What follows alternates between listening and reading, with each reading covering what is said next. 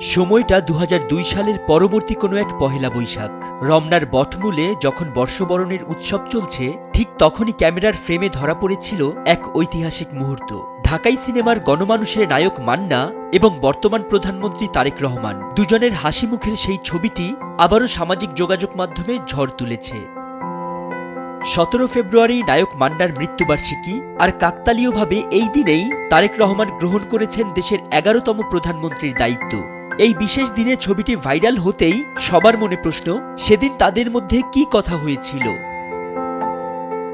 মান্নার স্ত্রী শেলি মান্না স্মৃতির জানালা খুলে জানালেন সেই দিনের কথা।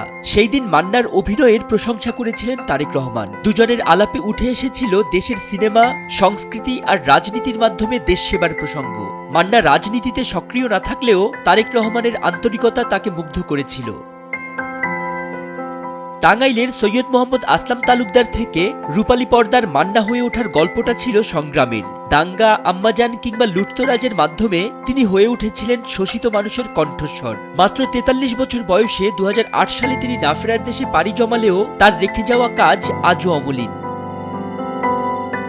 একটি ছবি শুধু হাসি মুখের মুহূর্ত নয়, সময়ের গল্পও বলে। রাজনীতি ও রূপালী পর্দার দুই পরিচিত মুখের সেই ফ্রেম আজ ইতিহাসের অংশ হয়ে রয়ে গেছে। ফরিদ উদ্দিন মোহাম্মদ, সময়ের আলো।